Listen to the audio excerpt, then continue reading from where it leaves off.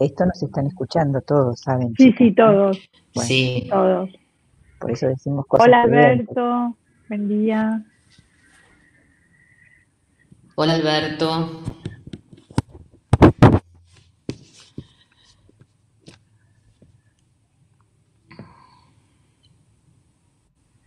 Eh, bueno, a ver, Guillermo, cuando puedas, avísame si podemos empezar. A ver.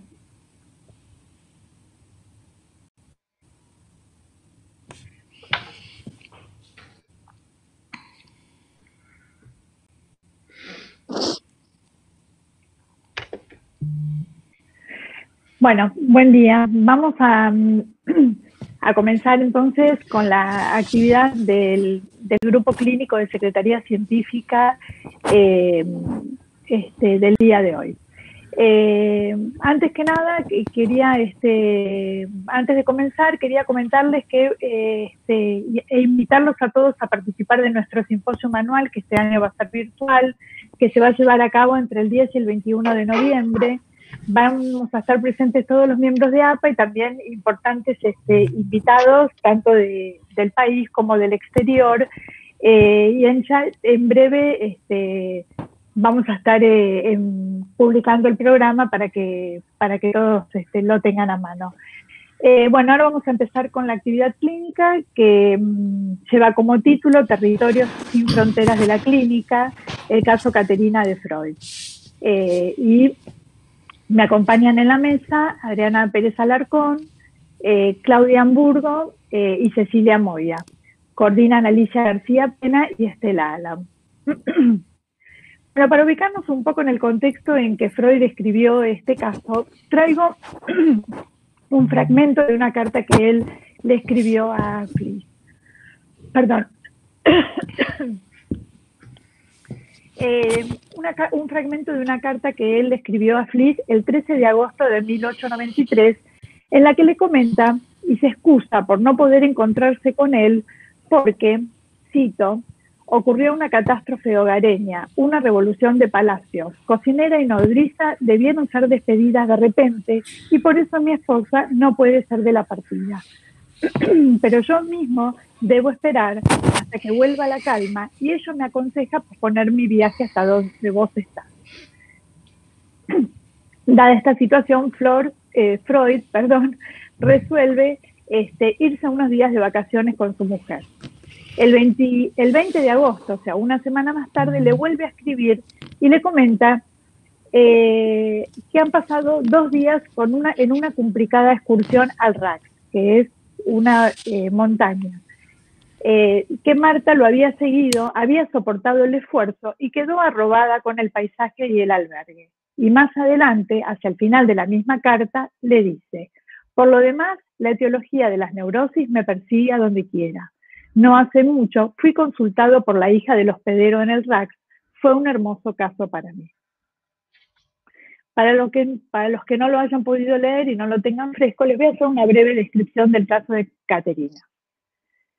La joven que trabajaba en el hotel, de unos 18 años, le preguntó si era médico y le consultó sobre lo que ella llama ataque de nervios.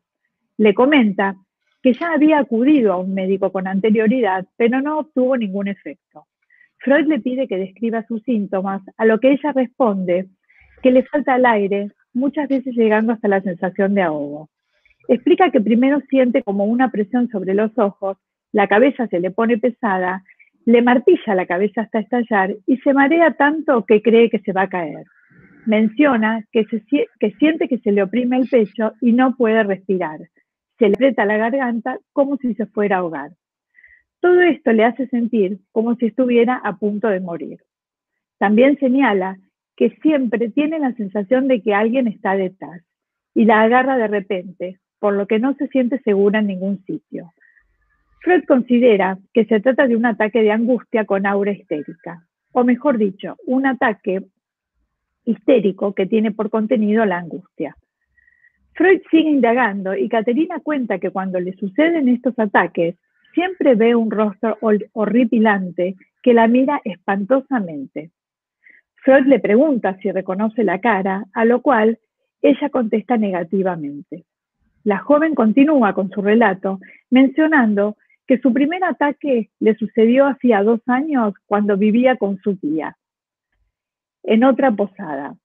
Freud le dice a la joven que en algún momento 2 años atrás tendría que haber visto, escuchado algo que la avergonzó mucho y que preferiría no haber visto. Caterina le cuenta que ese primer ataque sucede luego de haber sorprendido a través de la ventana de un cuarto a su tío con su prima Francisca en una actitud sexual, aunque en ese momento no entendió nada. Desde ese momento empezó a sufrir los ataques que duraron 3 días hasta que por fin comunicó a su tía lo que había descubierto, por lo que sus tíos se separaron en malas condiciones. Además menciona que entre tanto Francisca había quedado embarazada. El asco que le produjo ver esa escena había producido en ella vómitos durante los siguientes días, aunque ella no sabía que le había provocado tanto asco. Luego su relato se remontaba a 3 años atrás, cuando ese mismo tío la asedió sexualmente, estando ella dormida, y despertó molesta, aunque no advirtiendo las verdaderas intenciones de su tío. Me gustaría retomar un punto para traer un tema a la mesa. Peter Gay, en su libro Freud, una vida de nuestro tiempo, señala, refiriéndose a este caso, cito, en una encantadora anécdota a propósito de una especie de análisis de una sesión única, Freud describe el caso Catarina, una campesina de 18 años. Él está de vacaciones, ansioso por escapar de las neurasténicas, y se encontró, en cambio, volviendo a la práctica profesional. Las neurosis parecían brotar de todas partes. El caso que Freud aquí presenta se llevó a cabo en un solo encuentro. Sin duda todos nosotros podríamos relatar alguna experiencia similar. Aquellos que en estos días estamos atendiendo la línea de APA en la comunidad, podemos experimentar claramente situaciones como estas que Freud describe. Con solo el hecho de alojar la demanda, convertimos ese diálogo en un espacio de escucha privilegiada, en la que alguien, solo por saber que somos psicoanalistas, nos confía sus conflictos. Inclusive nuestros pacientes, en las primeras entrevistas, muchas veces manifiestan estar aliviados con nuestra intervención. Sin duda, nuestra escucha psicoanalítica produce este efecto. Retomando lo del análisis de una sola sesión que describe Peter Gay en su libro, me pregunto si efectivamente fue una sesión o podríamos llamarlo una intervención. ¿Podríamos hablar de esto sin cierta dimensión del concepto de empatía y de transferencia? ¿Y qué papel juega el encuadre? Bueno, son muchas preguntas, se las dejo todas estas inquietudes a mis colegas y amigas de la mesa. Y bueno, en primer lugar le voy a dar la palabra a Adriana Pérez Alarcón, que es miembro titular de APA en función didáctica, miembro de la comisión directiva y también de la comisión científica. Adelante, Adriana. Hola, buenos días a todos. Leyendo este caso le puse un título, Repensando Catarina, ¿no? La cura por la palabra.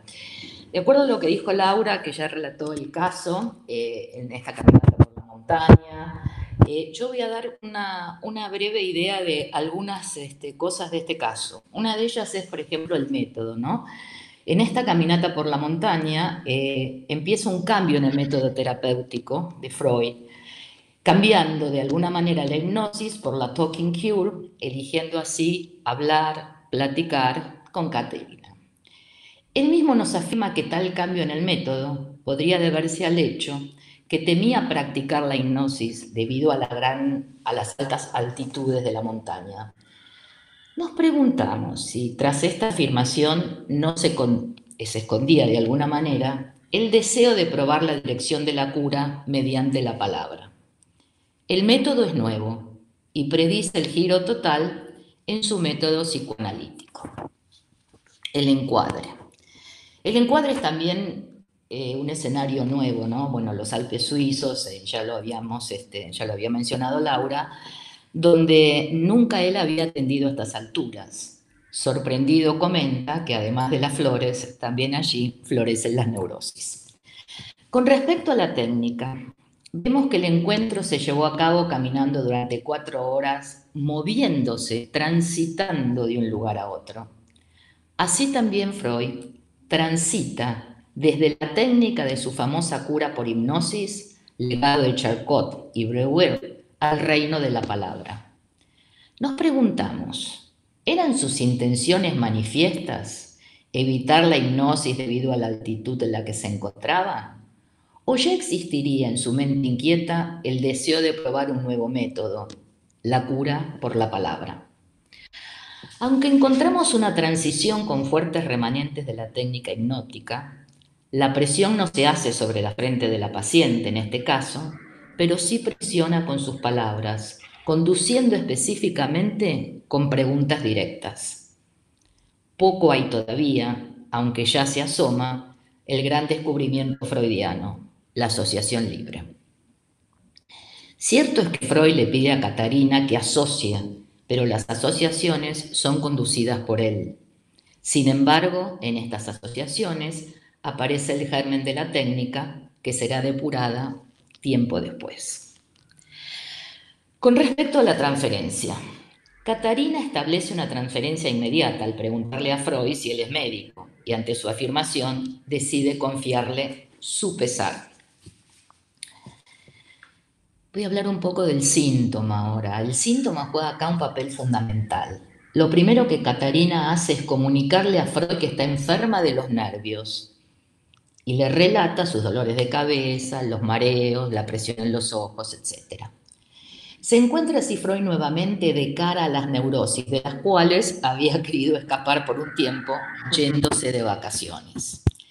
Es importante destacar que su diagnóstico se debe no solo a la confesión de Catarina, sino a su constitución somática.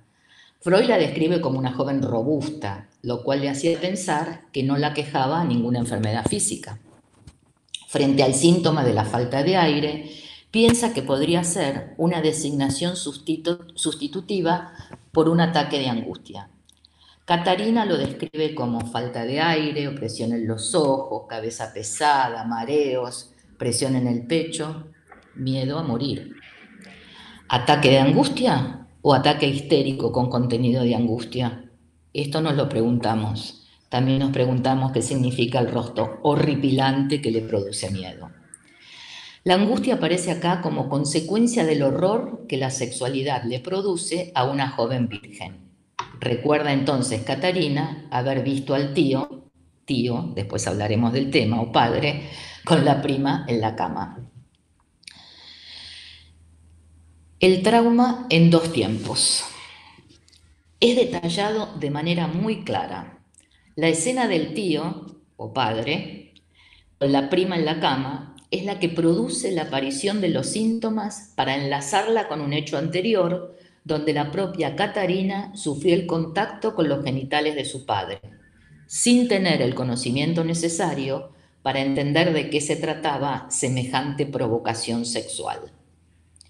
En el primer hecho, el desconocimiento de la sexualidad en la virgen adolescente reprime el motivo traumático.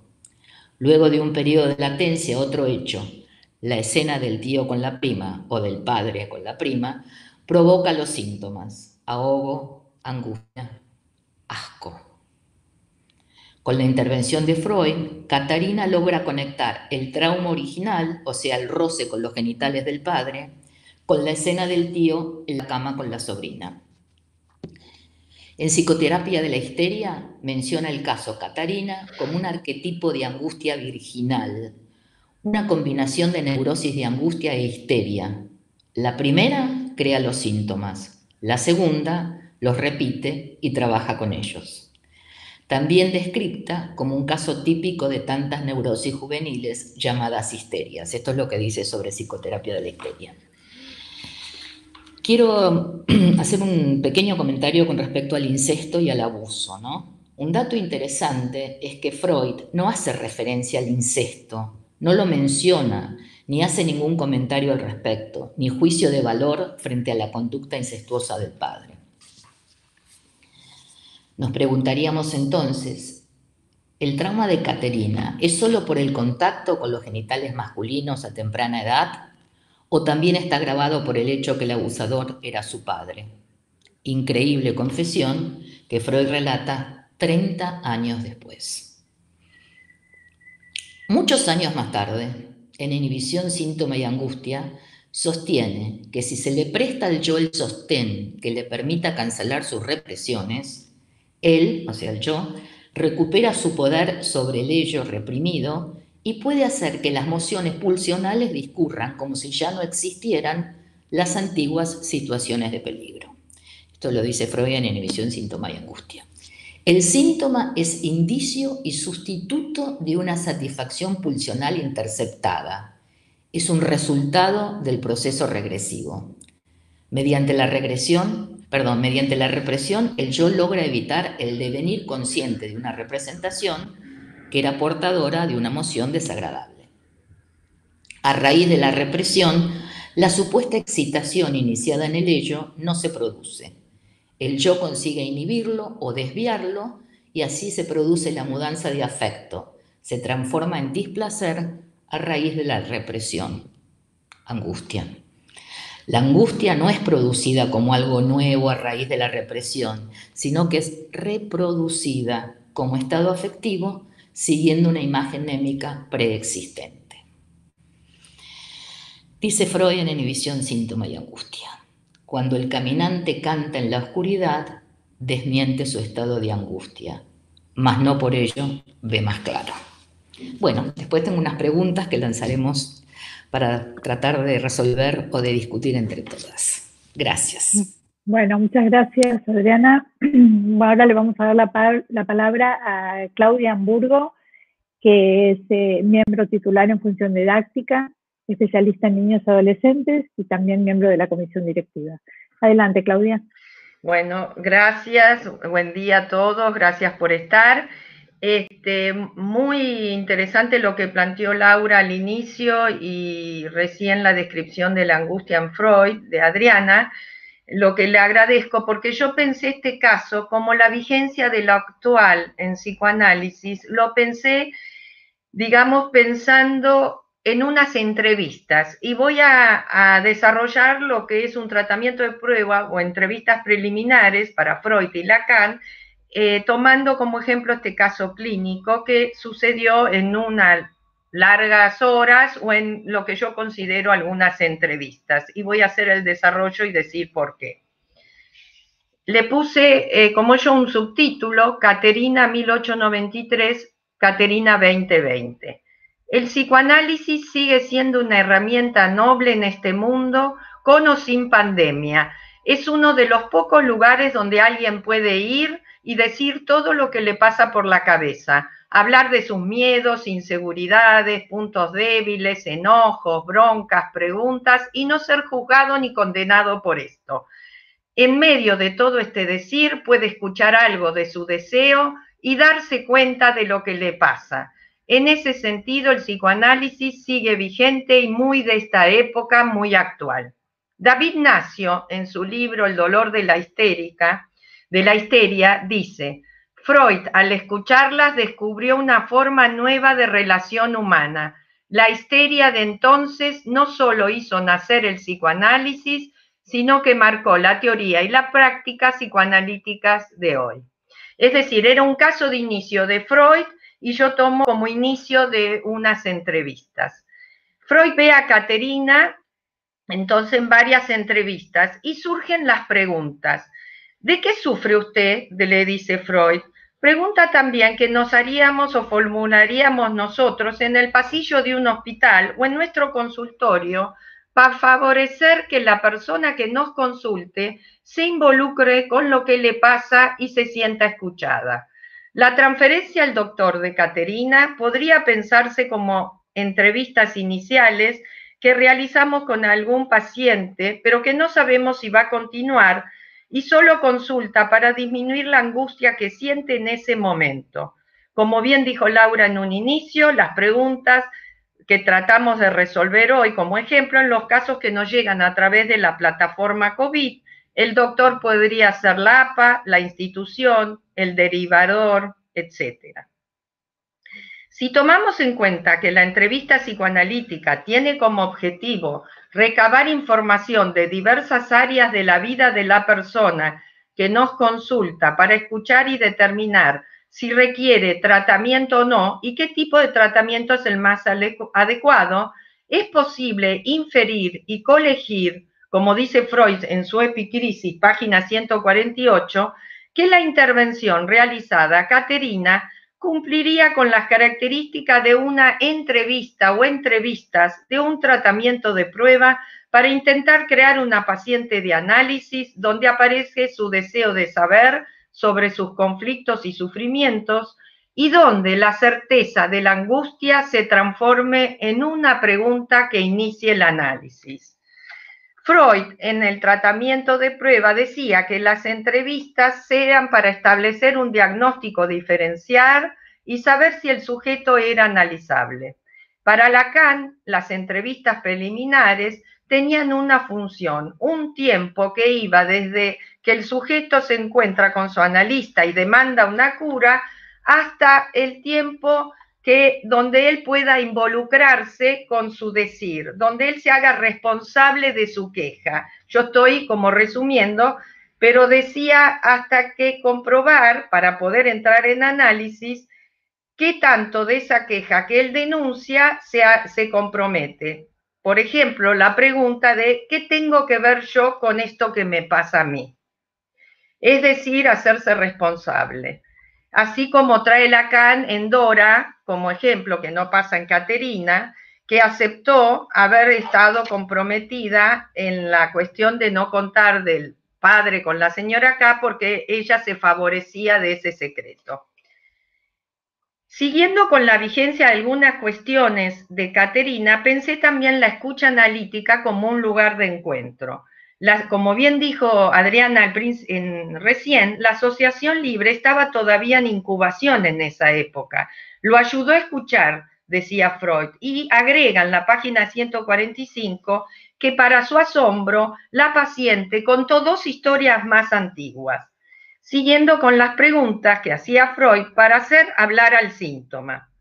Solamente el hecho de haber partido de suponer, aún antes de saberlo, Freud, que allí había algo valioso que debía ser extraído, ideó en consecuencia un método para la producción del mineral en bruto, la libre asociación, y un método para extraer de él el metal precioso, la interpretación. Me refiero a la conferencia 1918, que se dio el 28 de septiembre, estamos en el mes de 1918, en la apertura del Congreso de Psicoanálisis que se celebró en Budapest, donde Freud dice que aparte del cambio en la historia europea, empiezan a plantearse nuevos caminos, si hay diferencia o no, entre psicoanálisis y psicoterapia psicoanalítica, como la necesidad de dar respuesta a una enorme demanda que al final de la guerra, y yo agrego, y en el inicio de nuestra pandemia, han generado. En palabras del propio Freud, dice, se nos planteará la tarea de adecuar nuestra técnica a las nuevas condiciones. Es muy probable también que la aplicación en amplia escala de nuestra terapia nos obligará a mezclar el oro puro del análisis con el cobre de la sugestión directa.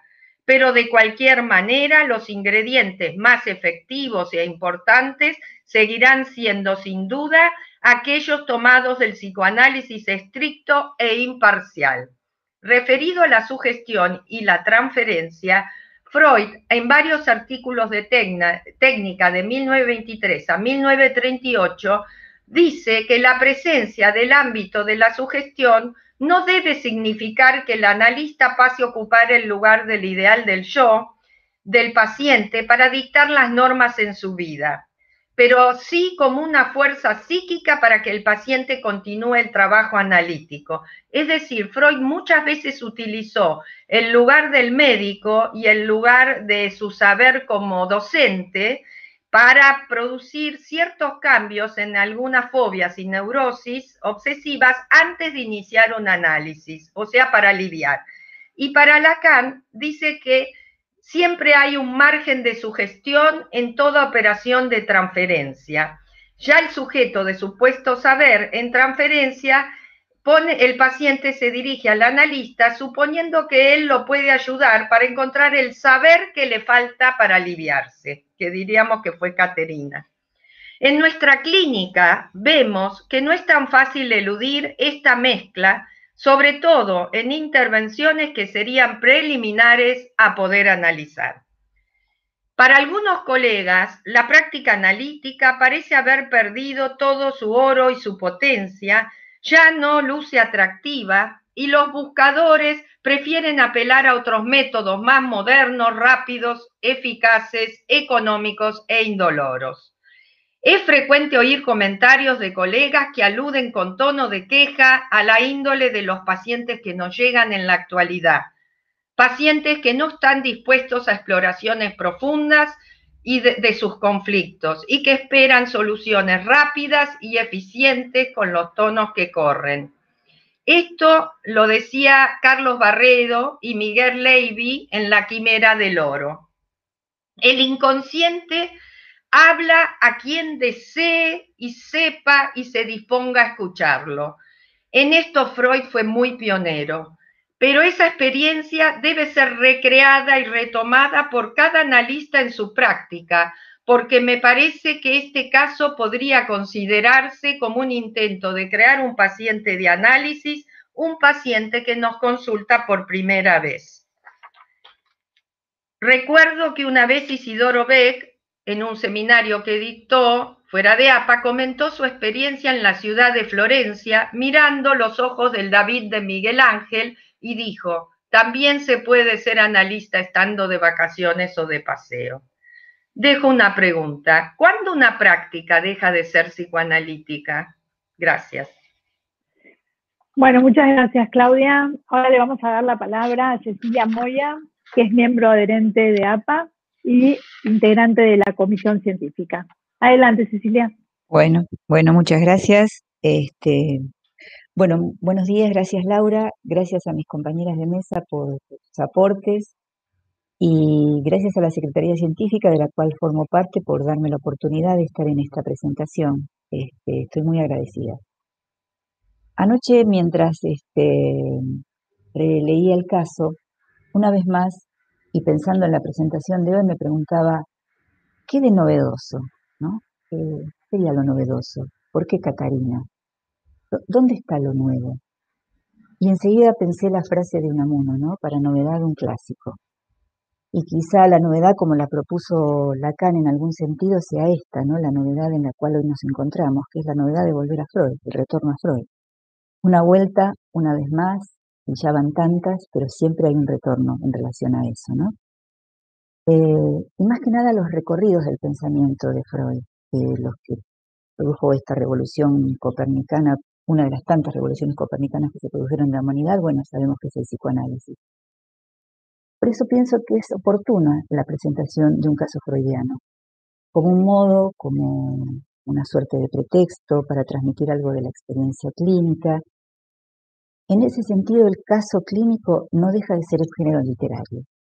Ustedes recuerdan que en la epicrisis del caso de Isabel, justo en el primer párrafo, él dice algo así como que sus historiales clínicos eran leídos como novelas, ¿no? Algo así. Dice, por eso a mí mismo me resulta singular que los historiales clínicos por mí escritos sean como unas novelas breves. Después, en otra vuelta, voy a retornar a este planteo. Entonces, algo de lo ficcional ya empieza a entrar en juego, ¿no? En esta dimensión. Aquellos que saben, me conocen, saben que tengo una intención en investigar sobre lo que es la construcción del caso. Y en general parto de una pregunta. ¿A qué le hago caso? ¿A qué le hacemos caso cuando un caso se nos presenta? ¿Qué me hace caso? ¿Qué se hace caso? Y en esta oportunidad, en En primer lugar, hay algo de la dimensión de lo que Freud trae en la presentación de la paciente. Y ahí viene una primera pregunta. Paciente, analizante, voy a dejar la inquietud a ver si la ubicamos en ese lugar. El título que le pone Freud, y es el título que le puse a mi presentación de hoy, es Catarina, puntos suspensivos. Muy poderosamente la atención que pusiera puntos suspensivos. Y por eso me dejé llevar por eso, ¿no? Pensé si estos puntos suspensivos son una suerte de guiño que nos hace Freud en relación a lo que es el efecto de transmisión que produce la presentación de un caso. Son una suerte de esquema abierto, una oportunidad para revisitar los Alpes junto a Freud y a Catarina, puntos suspensivos que dan esa condición de lo inacabado, y que da esa oportunidad y esa apertura a la escucha. Porque en ese sentido, la escucha no tiene ni fronteras ni territorios, ni altura, podríamos agregar en este punto. Retomando algo de lo que Adriana decía acerca de, que preguntaba también Laura, ¿no? Acerca del encuadre. Al estar sumamente aplicada en lo epocal, fundamentalmente en mi práctica, ¿no? Clínica diaria, tomo también los puntos suspensivos, no solo como en esa dimensión del inacabado, sino como cuando, hablando de la ficción, ¿no? Como cuando en la literatura se pone puntos suspensivos, o en cine continuará, la saga continúa, episodio 3, 4. Entonces, dejo esa condición para que de esto tratemos de armar quizá hoy un caso, un nuevo caso. El caso que se arme entre nosotros, ¿no? Entre ustedes y nosotras. Pero también en esa dimensión de lo inacabado, tomo esta condición de lo que es la herramienta freudiana, el legado freudiano, como nos dice Freud en los estudios técnicos, y entonces tomo la herramienta y, como él sugiere, la ajusto a mi mano y me dispongo a decir lo que me causó este caso. A ustedes seguramente les habrá pasado otra cuestión, harán otro recorte, y esa es la riqueza, que hagamos el recorte, que hagamos la diferencia, que hagamos el censo, que podamos plantear algo de esto, ¿no? Y el guiño que les decía de Freud me sonó a este concepto de bitácora, ¿no? Ese lugar junto al timón en donde se esconde, se guarda la brújula. Bueno, a mí la cosa se me norteó por este lado. El caso nos enseña que el caso no es único y que se constituye en el siguiente, pero ya se marca una diferencia en eso, porque es una práctica que está subordinada por vocación a lo más particular de cada sujeto. Lo que Freud realmente me deja como legado en esta instancia es no solo el descubrimiento del inconsciente, sino que no lo ubica como un objeto, sino que ubica al inconsciente en relación a un saber. Y entonces me hago otra pregunta, ¿no? ¿Por dónde ubicamos el saber? Y Freud diría, y Lacan lo continúa, el saber está del lado del paciente, pero yo también lo ubico del lado del analista. Es ese saber que el analista construye precisamente a partir de un caso, y que entonces ese caso sirve eventualmente para la transmisión, o fundamentalmente. Freud con Catarina nos sorprende, a mí por lo menos me sorprendió, al releerlo, ¿no? Y al poder revisitar esta escena. Y ese efecto de sorpresa creo que también lo sorprendió a Freud. Cuando ella lo interpela y le dice, ¿el señor es doctor? Porque él mismo quedó sorprendido por esta paciente. Vuelvo a preguntar, ¿es una paciente? Podríamos decir que cada vez que Freud enseñó un caso es porque en él mismo daba cuenta de la resolución de un conflicto, o de lo que significa este punto de bisagra que traen tanto Claudia como Adriana, que es, hace un pasaje de una posición a otra, abandona genuinamente, o es un precursor de este abandono, la hipnosis, porque estaba a altas alturas, o porque lo contingente lo causó en algo. Después voy a hablar de este tema. Entonces, por eso digo, quien se orienta en la escucha de un caso, tras lo dicho, tras lo escrito, es el recorte que hace de a qué le hace caso. Porque la idea del encuentro posible de hoy es esto, ¿no? Que armemos un caso. Entonces, ante lo encomiable de la brevedad, dijeron que trate de ser breve para que después la palabra circule y podamos intercambiar entre todos. Solamente voy a hacer 3 puntuaciones de 3 cosas que a mí me dejó caer el caso en mí, ¿no? Lo que queda, lo que muestra, los puntos de inflexión que para mí trae este caso, en mi recuerdo. Por un lado, los efectos terapéuticos de la escucha. Y algo de esto Claudia habló y me pareció muy, muy interesante los aportes que ella trajo en relación a esto. Me parece que en algún punto, obviamente, coincidimos con esta idea de la pregunta que fundamentalmente que hace en el caso de hoy. El segundo punto que quiero tomar son lo contingente, el azar y la responsabilidad. También escuché que Claudia traía alguna cuestión relacionada. Y finalmente, un tercer punto, el dispositivo analítico como lugar de alojamiento. Me parece un planteo bastante interesante en la dimensión de la nave. Bueno, voy a puntualizar algunas cositas acerca del primero, los efectos terapéuticos de la escucha. No hay nada más activo que simplemente escuchar. Es una de las posiciones más activas, escuchar. El encuentro con un analista produce efectos. De esto estamos todos convencidos, sabemos que se produce un efecto. Pero el psicoanálisis no descuida los efectos terapéuticos. Y esos efectos terapéuticos que produce el solo hecho de escuchar. Sin embargo, no queda aferrado a ellos. Avanza para producir el efecto sujeto. Por eso, para mi entender, escuchar un discurso significa un primer tiempo que sería el de alojar al sufriente y un segundo tiempo el de alojar al sujeto. Si bien los ubico como en una temporalidad que pareciera cronológica, quiero aclarar que no estoy hablando de una dimensión cronológica. Casi se diría que se puede dar en una simultaneidad esta dinámica, ¿no? El tiempo que tiene que ver con alojar al padeciente y el tiempo de sujeto. Y algo que se articula en ese instante. Esta diferencia es crucial porque no alojamos solamente a un padeciente que llega y que puede llegar en posición inclusive de queja, ¿no? Sino que tratamos de constituir algo que va desde esa dimensión del padecimiento, de la queja, a un síntoma en análisis, que es una diferencia sustancial y crucial para diferenciar el psicoanálisis de otras prácticas. Y creo que sobre esto vamos a volver en el debate porque me parece importante. Seguimos con el telón de fondo que es Catarina, Freud y esta particular circunstancia en la cual se produce un encuentro. Entonces la pregunta que podríamos hacernos es, se las transmito, ¿no? Para que las repensemos.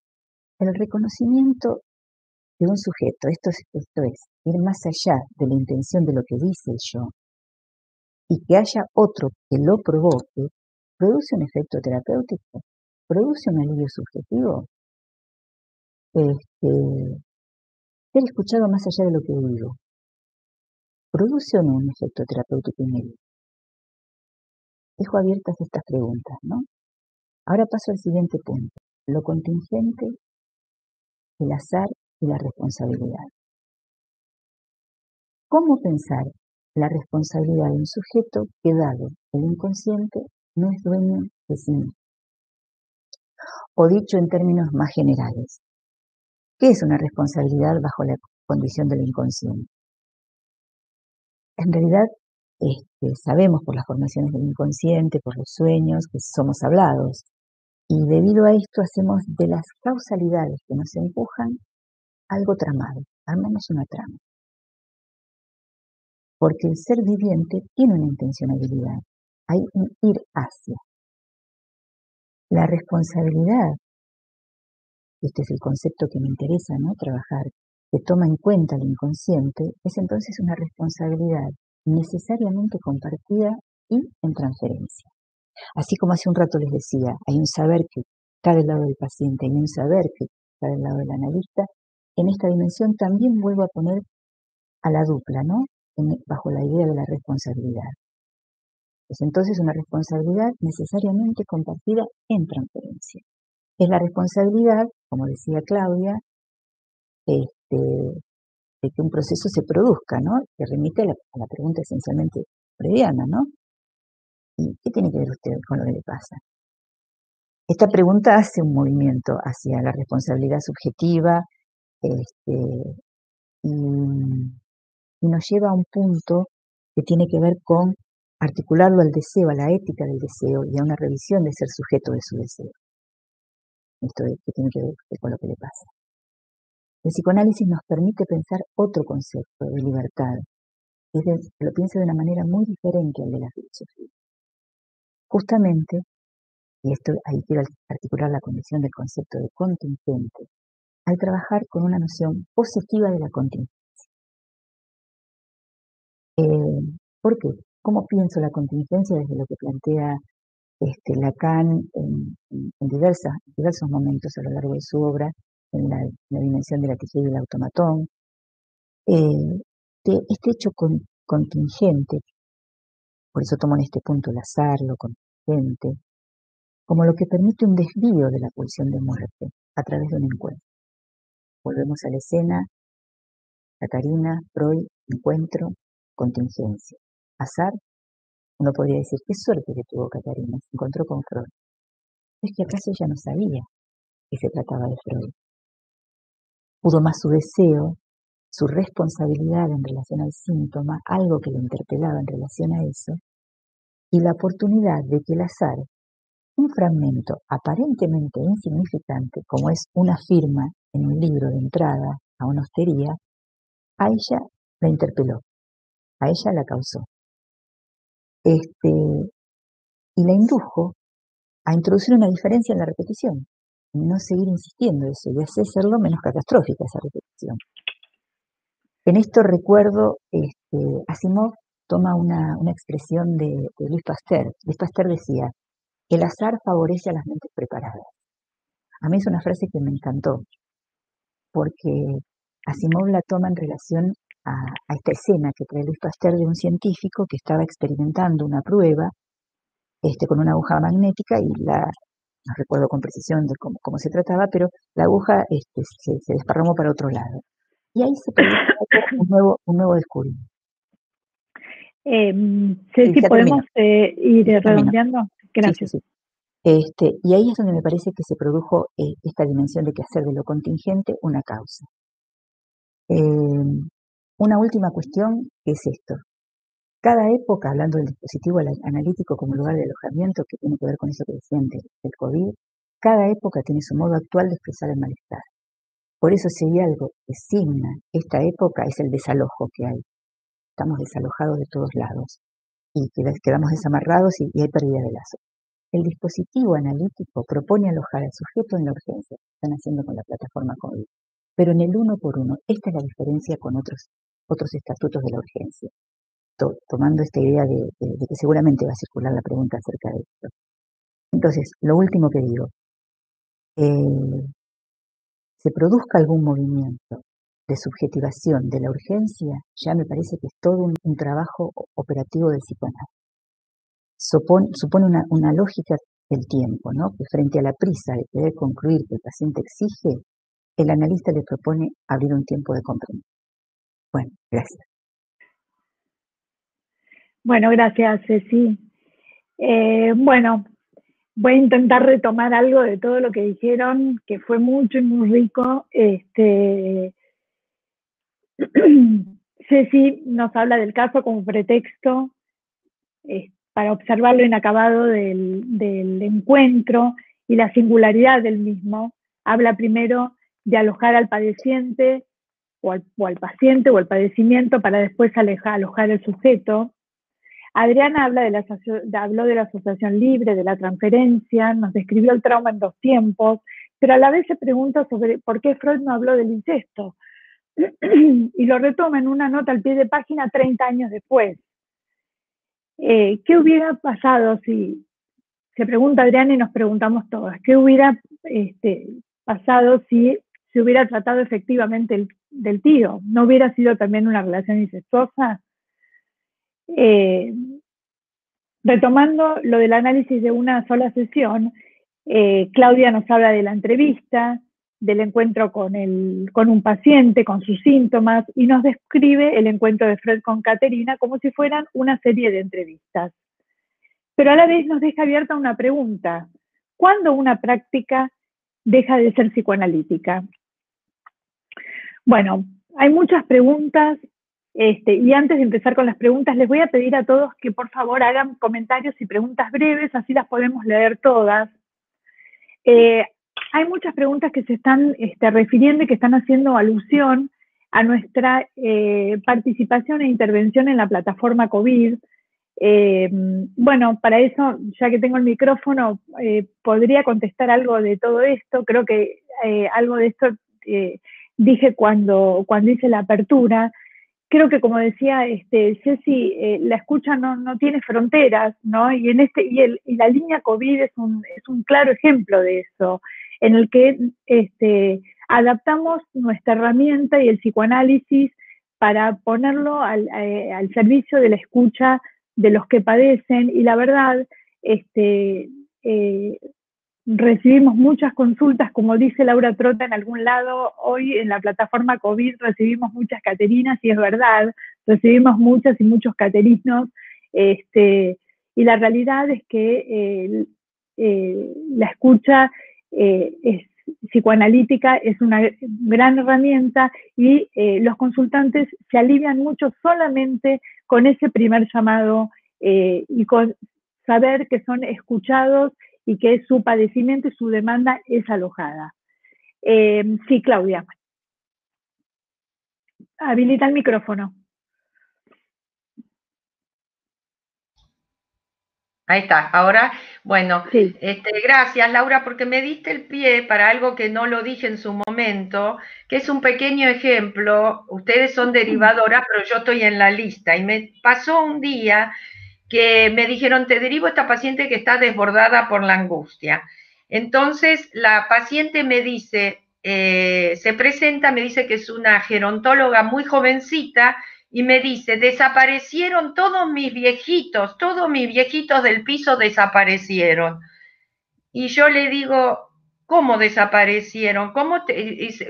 Me dice: sí, semana tras semana se van y no vuelven. Le digo: ¿y cómo elegiste esta profesión?, le pregunto yo. Porque la verdad que cuando uno hace esta escucha de la paciente derivada por plataforma COVID, no se fija en el tiempo. Yo no sé si estoy 10 minutos, 50 minutos, es como atención flotante.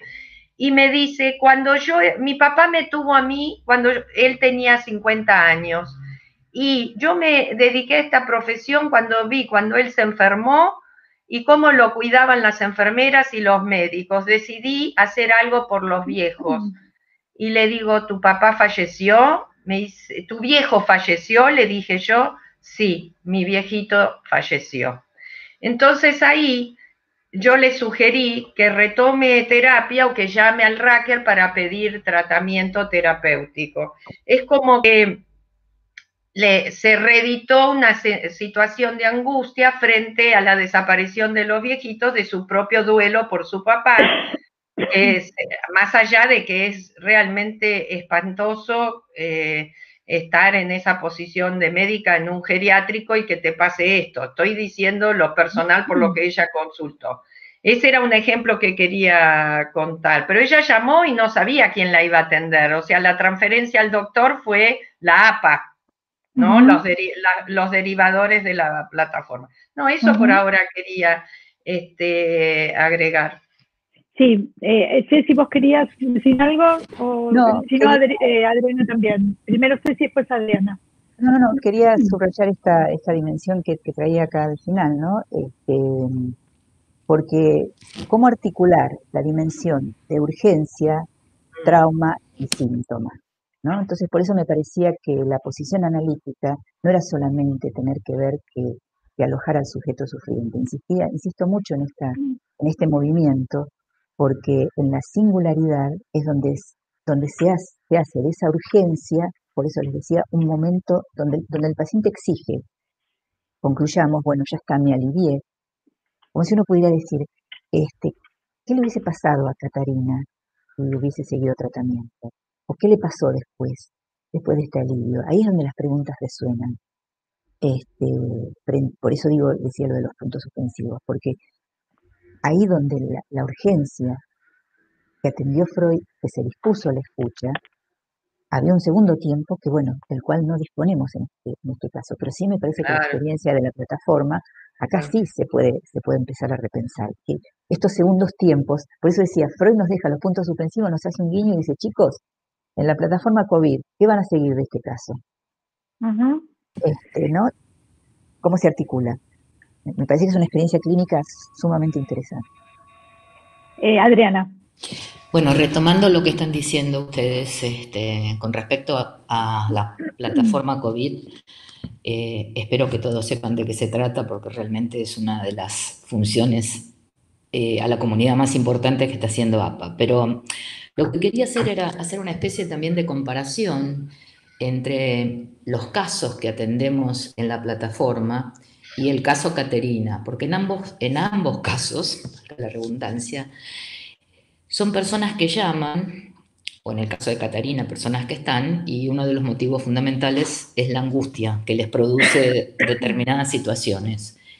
Y es una sola vez la recepción nuestra, ¿no? Después son derivados, pero en ese momento, en esa sola vez que nos pasa a los derivadores, yo creo que la angustia se vacía, que viene alivio, bastante alivio, y a veces en algunos casos, pocos, pero en algunos casos, cuando uno les dice, bueno, te vamos a derivar a otro colega para que se ocupe más y con más tiempo y todo, ellos dicen, bueno, pero digamos, se nota que la descarga de la angustia ha sido importante. Entonces, relacionándolo con el caso Catarina, digo, es factible, lo que decía Cecilia, no sabemos cómo sigue después, no sabemos cómo sigue Catarina después. Lo que sí sabemos, teóricamente, es que hay una descarga de angustia y que Freud logra conectar el primer momento del trauma, el segundo, y Catarina tiene una especie de revelación de lo que le pasó. Ahora de ahí, así sigue un tratamiento posterior, no creo, porque vivía en la montaña, o si las personas que nos contactan, por ejemplo, en la plataforma COVID, después normalmente son derivadas a nuestros colegas, pero si después siguen una terapia, un tratamiento psicoanalítico, no lo sabemos. Lo que sí quiero decir con respecto a lo que preguntaba Ceci, las preguntas que nos tiraba y todo, ¿cuándo hay psicoanálisis? Yo creo que hay psicoanálisis cuando hay un analista y cuando hay una persona que necesita que los escuchemos. Bueno, por ahora eso. Bueno, voy a traer algunas preguntas a la mesa. Bueno, a ver, Maru Pacheco dice, ¿se podría pensar la transferencia de Freud desde el momento que leyó su nombre en el libro de admisión en la posada? Laura Trota, es una pregunta para Claudia. Una paciente de análisis, ¿qué quiere decir? Pregunta para Claudia. Ana Rosenfeld, más que una pregunta, dice, el caso Caterina muestra que la escucha analítica no depende del encuadre. Era un poco lo que veníamos hablando. Sarah Vischer dice, el éxito de esta entrevista difiere totalmente de los análisis de Dora y de la joven homosexual. Significa que algo que consultó por ella misma sin intervención del padre. Perdón, voy a volver a leer. ¿Significa algo que consultó por ella misma sin intervención del padre? Cristina Salas le pregunta a Cecilia, ¿cómo es o cómo entendés alojar? Díganme si quieren responder algo. No, sí, algo puedo responder, alguito, si te parece. Bueno, Chicas, adelante, Claudia. ¿Puedo responder algo? Adelante. Sí, adelante. La observación de Sarah Visser yo la tenía para decir, como que es verdad, este es el caso de una paciente que no consulta al padre para que la ponga en la buena senda, sino que consulta por ella misma, y de hecho la transferencia a Freud es cuando ve en el libro que era doctor. Eso estoy de acuerdo con Maru Maru Pacheco. Por ahí, discúlpame Laurita, pero leí que Felisa Wither dice que Caterina era la mamá de Juanito. Que después fue la mamá de Juanito. No lo sabía, así que si es así, Felisa, te agradezco, Felisa Wither. Yo creo que Cecilia contestó muy bien porque es una paciente de análisis, le digo a Laura. Para mí, Caterina es una paciente que hace entrevistas, que inicia una pregunta, pero no llegó a preguntarse qué involucrada estaba ella, porque la verdad que la cuestión del abuso, que es algo muy actual, realmente se suma al trauma infantil y a la sexualidad infantil como trauma, pero es una paciente que quiere continuar sabiendo de sus goces y de su padecer. Esto para mí es una paciente en análisis, que dice y se involucra y se pregunta, ¿qué tengo que ver yo con lo que me pasa? Quiero decir, Lacan en Intervenciones y Textos 2 hace una diferencia entre el discurso analítico y el discurso médico. Dice, el paciente demanda una cura, pero él agrega, ¿desea realmente curarse? Para mí eso es una paciente de análisis. Gracias. Quería retomar algo de las preguntas, Adelante, si puede ser. Ceci. ¿Sí? Bueno, esto que dices, Sarita, acerca del tema del padre, sí es cierto, pero por eso puse tanto el acento en que algo a ella le venía haciendo, como decimos vulgarmente, algo le venía haciendo ruido, porque si no, no toma esta mente, esta dimensión de lo que está escrito ahí en el libro de Prada, La Austeridad. Por eso pongo el acento. Y decía esto, Sarita, el azar favorece a las mentes separadas, pero aquello que está en disposición de. Si no pasa. Hay un punto en donde ella ahí ancla y se hace, no sé si la pregunta, pero por lo menos va hacia el encuentro. El otro punto de la transferencia, bueno, sí, evidentemente ahí hay una transferencia con el señor doctor, Maru. ¿Cómo entiendo alojar? Me parece que esto tiene que ver con la política del síntoma y con algo del nivel de los registros, ¿no? En un primer instante, y con la posición, obviamente con la posición de la mente. Si no hay posición de escucha que tiene que ver con esta idea de decir, primero está el dolor, casi como parafraseando al tango, ¿no? Primero hay que saber sufrir, después amar, después partir. Bueno, primero hay que saber alojar ese dolor como para poder pensar esa dimensión de que puede ser inclusive en un punto imaginario. Es soportar esa idea de que en ese primer instante hasta que instaure lo que significaría un síntoma en la mente. Un paciente llega con una envoltura formal del síntoma y después esto se devela. Y en esa posición ese es un tiempo de espera del analista. Y puede ser que el paciente esté llorando, quejándose y sosteniendo eso. Eso es alojar para mí. Y luego producir un efecto, y ahí se aloja un sujeto. Por eso decía que son como dos tiempos, pero que no son tiempos que van cronológicamente. Bueno, lo pensaba desde ahí. Y en ese sentido quería decirles algo más. Que no se puede, hay algo que no estamos trayendo, pero que es importante, que es el tema de la crisis de angustia que trae Catalina, que en ese sentido no se puede reducir la lógica del síntoma a un trastorno. Entonces ahí, señoras y señores, estamos frente a la posibilidad de ver qué nos dice el DSM, qué decimos frente a eso, ¿no? Con los trastornos de angustia y con todo eso, porque acá tenemos que ubicar el tema del cuerpo también. Pero bueno, lo dejamos para que siga el debate.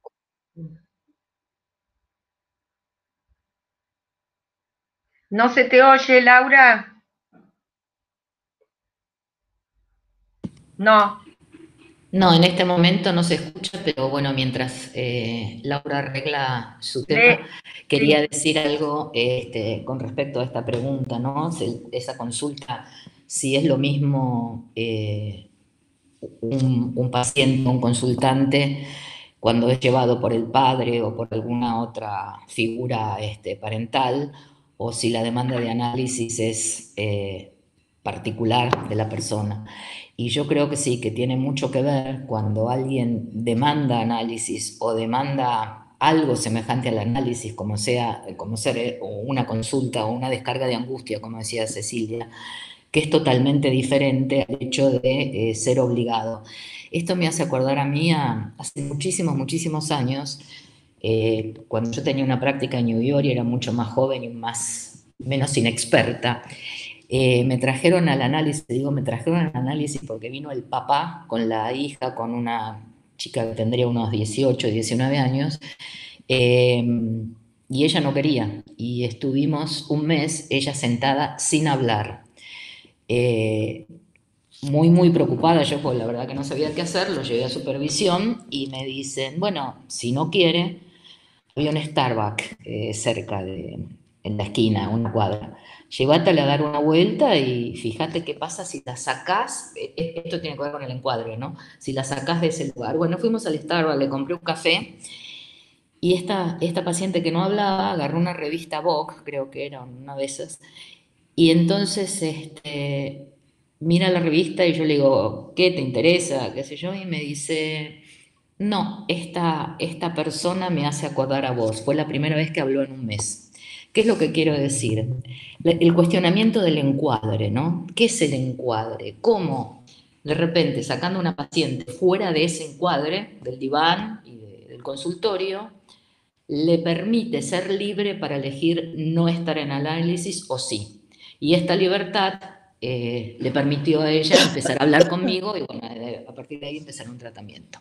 Bueno, nada, Bueno, quería decir eso. ¿Ya te recuperaste, me Laura? recuperé. Ok. Ya volví. Bueno, ahora denme un minuto que me falta recuperar las preguntas ahora. Bueno, a ver.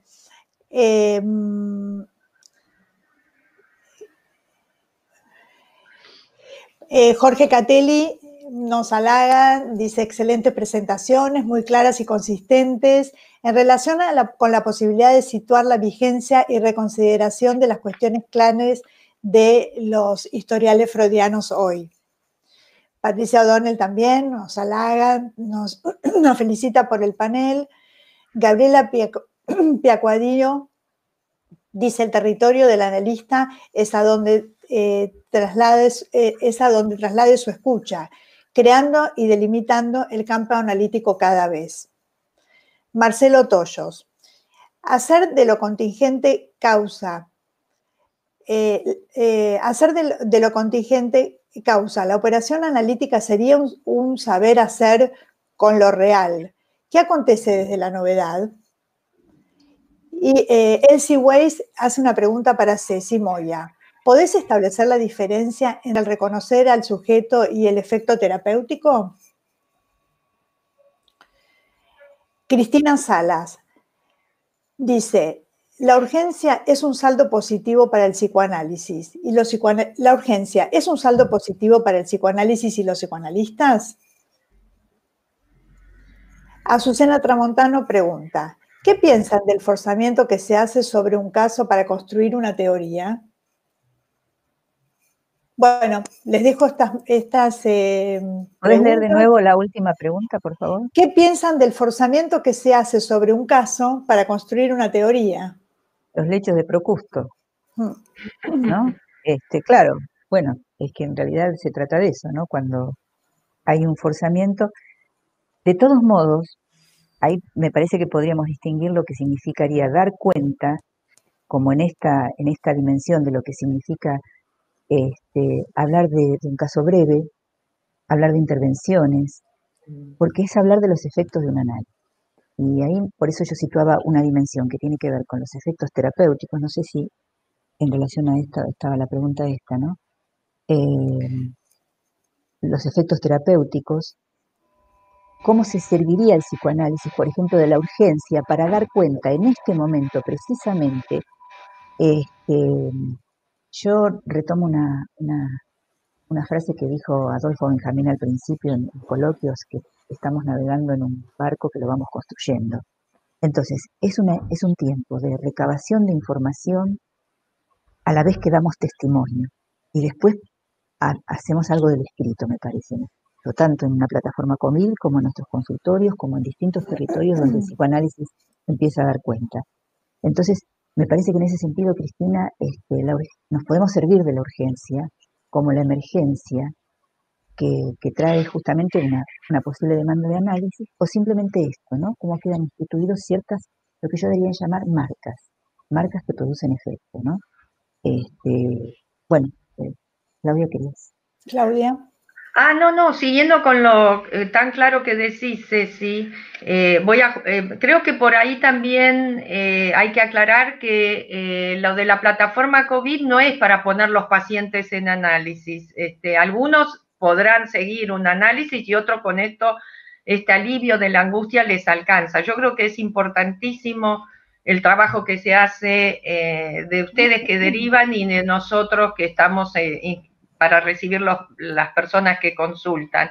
Le contesto a Cristina, yo creo que sí, que la urgencia es un saldo positivo para los analistas. Nos hace, si uno puede escucharla, como decían, por ahí la escucha del analista es sin territorio. A mí me ha pasado en el hospital italiano o en el Niño estar atendiendo padres en un pasillo con todos los ruidos alrededor, pero algo puedo escuchar y devolverles para que puedan seguir sosteniendo a su hijo que está internado.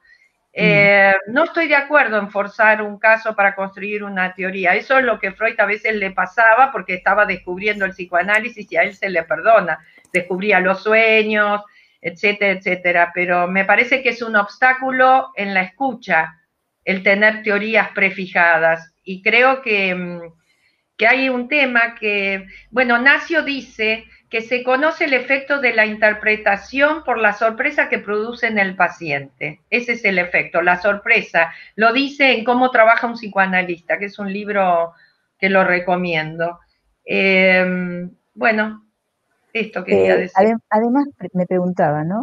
Si la idea de la emergencia del urgente no está presente inclusive en el empuje que hay hoy en las resoluciones rápidas, ¿no? Entonces, por eso Claro. la divisoria de aguas Claro. en relación a cómo ante la emergencia del urgente, aún sea en una entrevista, la idea es qué significa ubicar, ¿no? Abrir un tiempo de comprender para que urgencia, trauma y síntoma por lo menos hagan una serie en esta posibilidad de un movimiento de cierta subjetivación, de que alguna pregunta, aunque sea en una entrevista, quede resonando.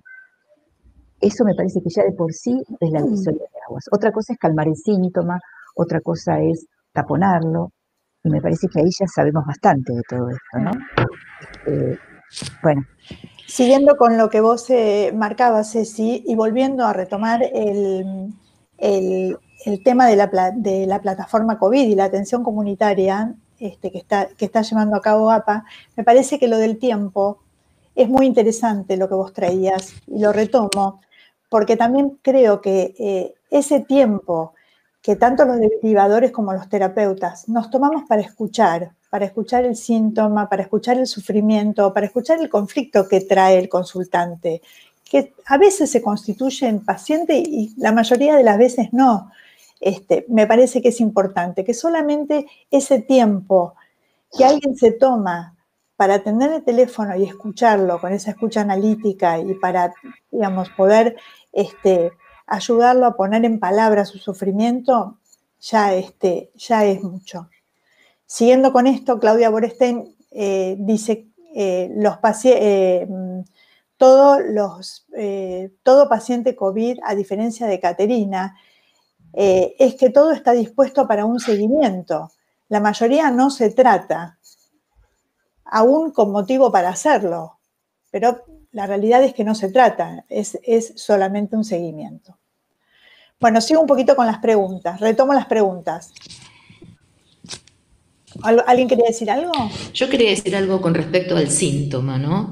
Que con respecto a las personas que generalmente consultan en la plataforma COVID y con respecto a los síntomas de Catarina, son los mismos o casi los mismos después de tanto tiempo y después de circunstancias tan distintas, ¿no? La angustia, la ansiedad, y uno de los síntomas importantes, que es el miedo a la muerte, ¿no?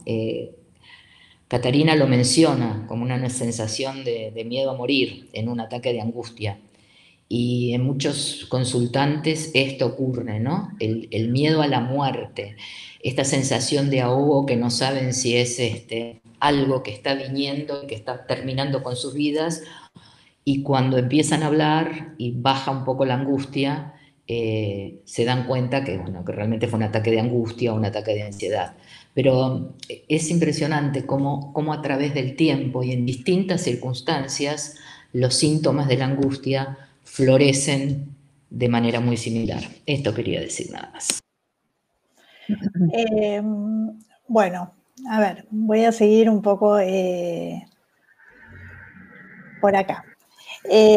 Gabriela Friedman dice, los puntos suspensivos no se podrían referir a lo inacabado de la fórmula posible de ser enunciada. ¿Esto cómo se relaciona con la interpretación?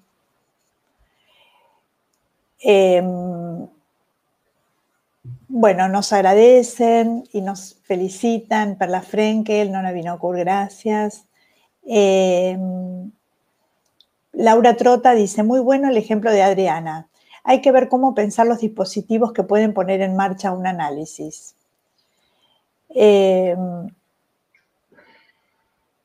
Y Alicia, que no sé bien qué Alicia es, porque no dice el apellido, dice, eso, Adriana, es un acto analítico. Raúl Massino dice, el modelo del sueño marcó la creación de un cierto tipo de encuadre.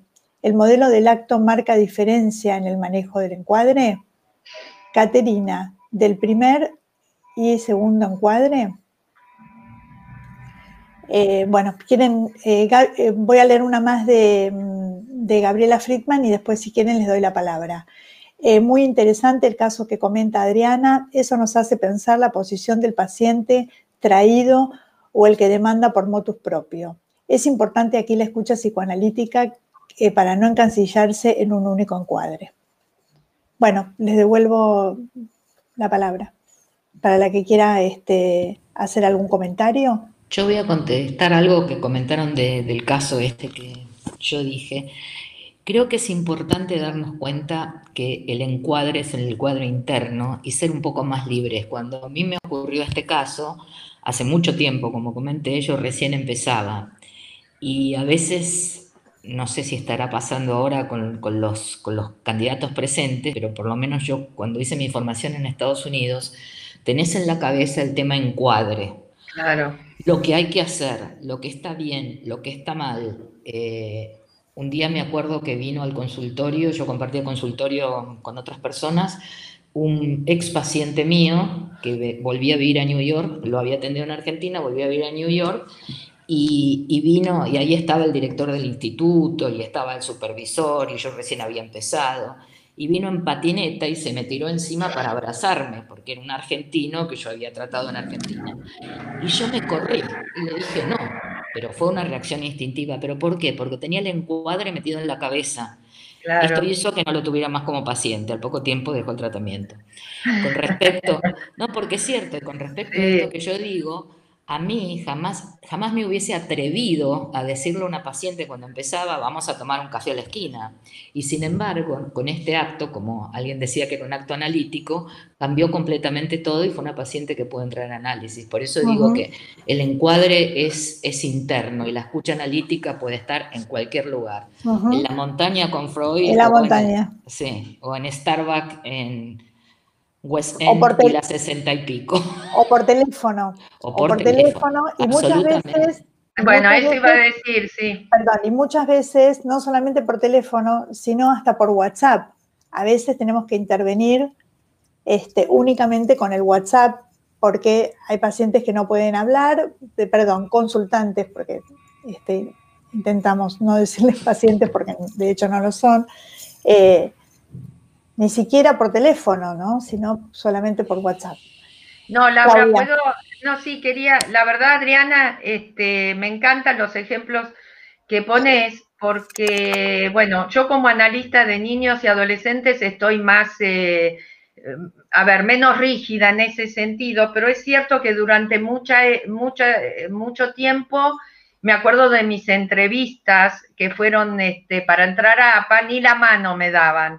Y después uno se va aflojando y saluda a los pacientes con un beso. Ahora otra vez volvemos a que ni codito, ni beso, Ahora ni con nada. codito. Claro, la pandemia, pero es cierto que esta cuestión de atender virtualmente también nos ha hecho que podamos cambiar un poco la rigidez del encuadre y la abstinencia, no con confesiones transferenciales del analista. Hoy sí, a mí también yo estoy en pantuflas, no hablo de eso, pero quiero decir de estar un poquito más flojo. Vamos a ver con el tiempo a posteriori qué nos queda como analistas de esta modalidad de encuadre, de atender en la casa de uno.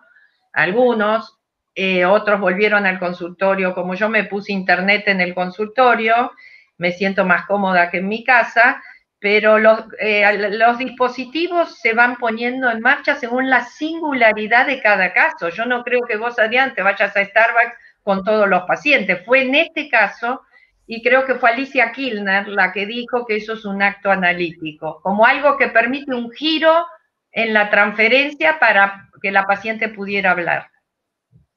Sí, sobre todo en el caso de una paciente que fue llevada obligada por el padre, ¿no es cierto? Sí, como muchos pacientes Como son muchos, obligados. sí, Sí.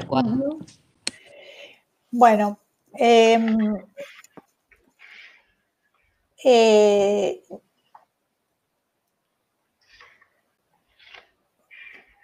muy buen ejemplo el de Adriana, dice, no sé, tiene como una vibración el Salemi, pero no puedo bien, no puedo saber bien cómo es el nombre. Muy buen ejemplo, Adriana, con los pacientes más complejos, el encuadre interno del analista es lo que permite trabajar con un encuadre ad hoc. Griselda Elizabeth Stefani dice, me quedo pensando desde dónde se escucha cuando no es desde el psicoanálisis. Bueno, ahora, a ver, voy a retomar un poco algunas otras preguntas de Annie Krieger, dice, la urgencia debería ser transmutada en urgencia subjetiva.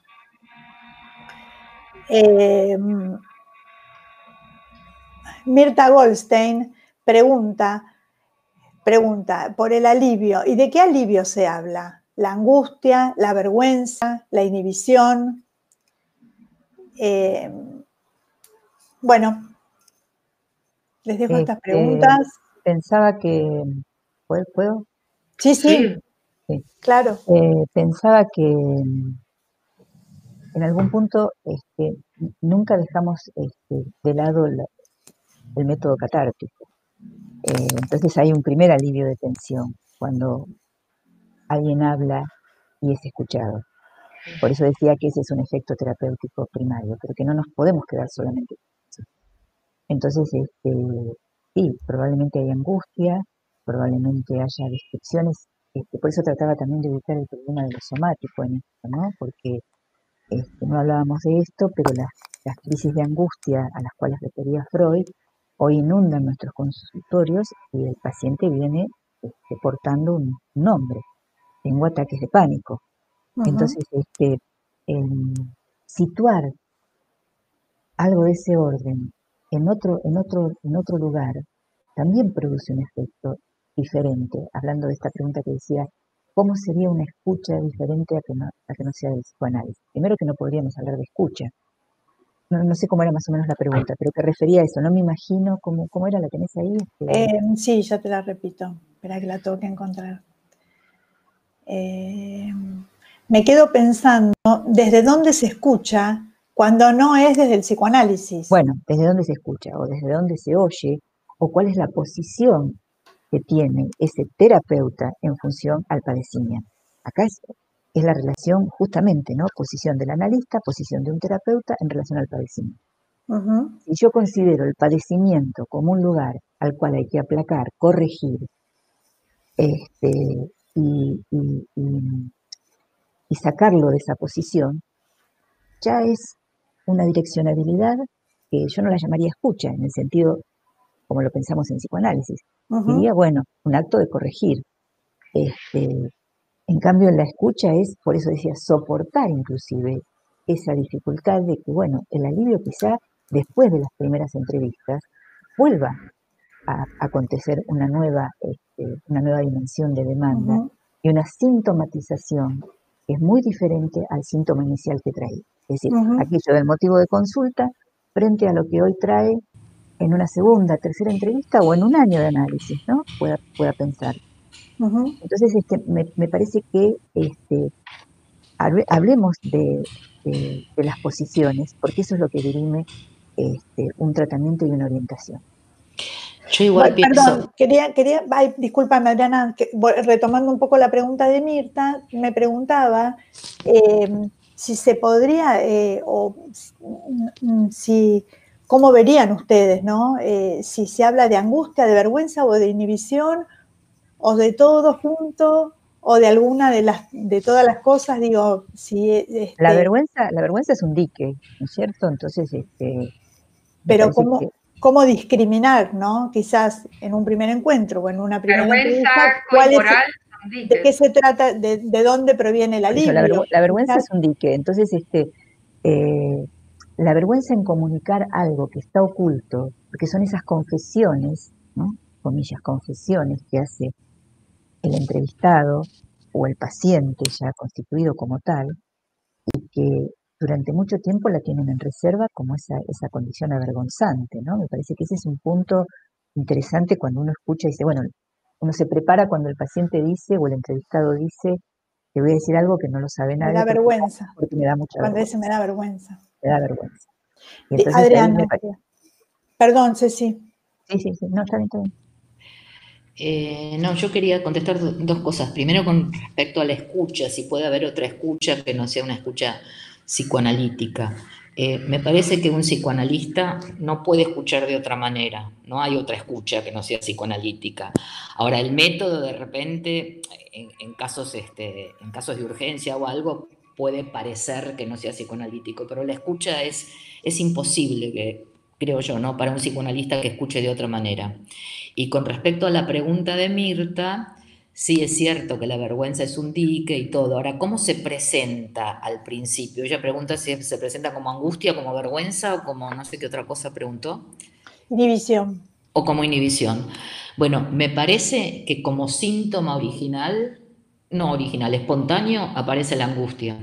Y atrás de la angustia, bueno, pueden aparecer los diques de contención, de la vergüenza, pero es como una segunda parte, me parece. Sé si no está de acuerdo. No estoy de acuerdo en lo que dijiste acerca de la escucha. No sé, lo pienso de otra manera. Esto de que es imposible, bueno, yo creo que tenemos desvíos los analistas y que hay ¿Puedo? momentos en que Sí, se nos tapona de la escucha. sí. Entonces, me parece que lo que creo es que, como en toda situación, no hay un para siempre, un para todo. Hay algo, por eso estamos todo el tiempo con este significante, ¿no? Lo inacabado, lo que queda abierto. Y en eso puede haber desvíos. Y ¿Puedo realmente, agregarte algo, sí, Ceci, a sí, eso cómo que no, sí, estaba sí, pensando? No es lo mismo oír que escuchar. Y y no es obvio, lo mismo ver que mirar. La mirada y la escucha son subjetivantes, tienen que ver con el deseo. Ujú. Invocan un deseo. La mirada, uno mira a los niños y le transmite un deseo. Ver es una función, lo mismo orgánica. que el oír. Entonces, yo puedo oír, pero escuchar es otra cosa y creo que hay que estar en atención flotante para escuchar. No importa si Pero estás en tu casa o en un pasillo, pero coincido con Ceci que a veces no estamos escuchando, estamos y oyendo, que no es lo mismo.